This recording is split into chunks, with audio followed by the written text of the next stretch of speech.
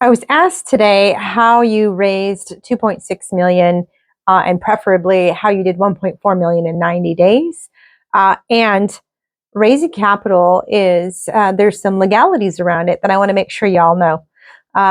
If you are raising capital for a 506B, then, and for your fix and flips, your burst strategy, your real estate, um, I want you guys to understand that there's some SEC law around it.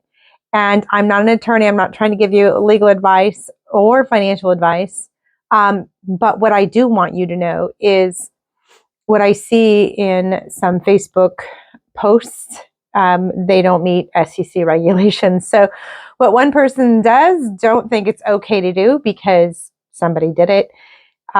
Please know what your law is in your state, through the nation, and the IRS code and IRS. I said that. That's a Freudian slip. But you know how we feel about the IRS in this community. Anyways, the way, so somebody asked me, I really need to know how to raise capital, Joanna. And everyone says just do it or have phone calls, but he needed the nuances of what that meant. And the nuance to that is having conversations. And so when I spoke to 611 investors, I said it was a hard push. I dropped everything once I found out we had a deal. It was my very first deal, multifamily, 61 units. And they're like, "You're the capital raiser, Joanna." I'm like, "Ooh, here we go. How do we do that?" And I'm like scurrying like how this is all going to happen. And I don't think it's talked enough about. So that's why I'm here today to let you know that I literally dropped everything. I'm no longer doing acquisitions. I'm no longer doing asset management. I have people handling my portfolio, my current portfolio. And you guys might be getting started. So this might look a little bit like, you're doing your W-2 job and you might have to stop doing a couple of other things like golfing or going out on the weekends or taking some family time in order to get this done. And it's for a season. Okay, it's not for the long haul. So you have the discussion with your family. I had friends and family and trying to vie for my attention. And I'm like, I got to raise millions of dollars. And so we sat down and we had a conversation of, listen, I have blinders on. I need to be able to do this for a short window. And it was 90 days. I know that might seem long to you guys, but I kind of work in 90-day increments anyway. So it fit me perfectly. It's what I train my students to do as well, to do things in 90-day increments. You get so much more done. The deadlines are shorter and then you get it done. My students get more done in 90 days than most people do it all year. So there is that. Take that to heart. And then also, my husband knew that I needed that time, that space to be able to make the calls. And I'm not making dinner. I'm not cleaning the house. I'm not doing we're going to get other people to do that, right? Or can you chip in? Okay. So just know you have to kind of set the container of that when you're going to do something like that. And so the nuance of it is the phone call. And the phone call went something like this. Hey, Trisha, how are you? Just checking on you. What are you doing?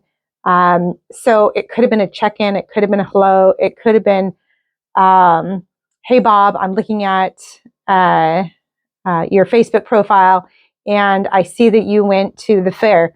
Let's have a chat. So long as, now here's the law for 506B, that you're not calling them for money, right? And this is what I love about this law. I know it sounds crazy, but what I love about this law is it forces you to connect with people and hear them on a level that most people don't take the time to do. I had so many great conversations. And if you guys do the math, 611 people that I spoke to in 90 days, that's like 5 to 7 people a day that I spoke to. And some of them were short and sweet. Some of them were like an hour long. We've got some talkers in our world. And so you have to buy time for that. Be genuinely interested in what they're up to. Don't just use that as a don't be fake about it, is what I'm trying to say. I was genuinely interested in what they were up to. Yes. And I also let them know what I was up to. Yes. And some of them, it was more of an educational piece. There was a lot of unqualified people to raise capital from that I spoke to. And you might be saying, where did you get all these people, Joanna? I am actively playing in multiple Facebook groups and meetups and in person. I have friends, I have family. I've been in real estate for a little bit.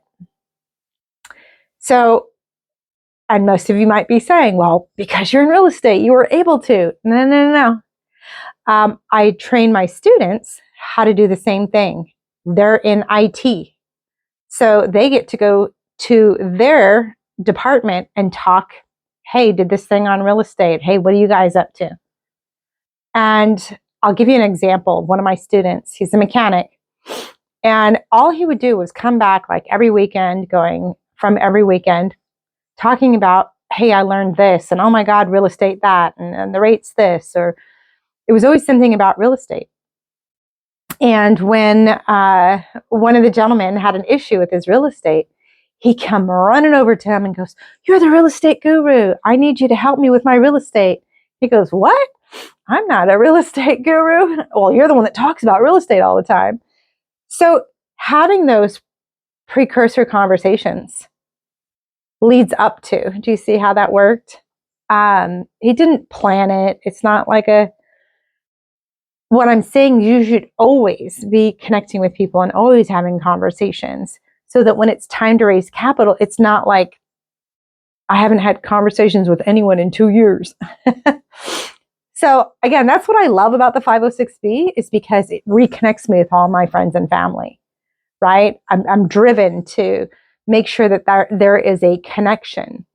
And it's sort of like, when something happens in life and you're forced to do something, you're forced to eat healthy or something, right?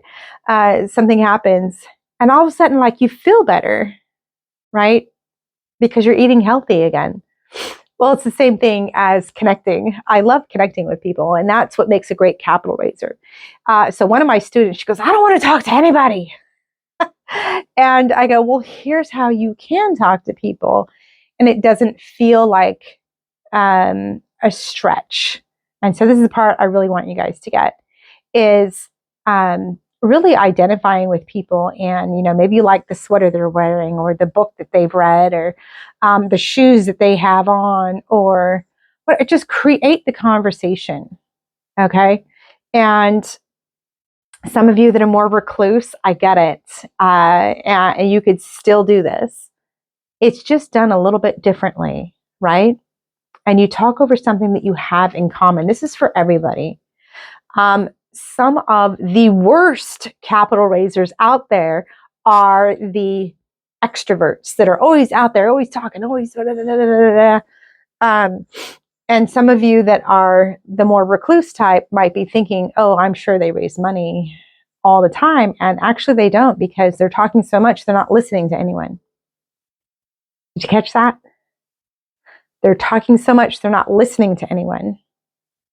So they typically are the worst type to raise capital.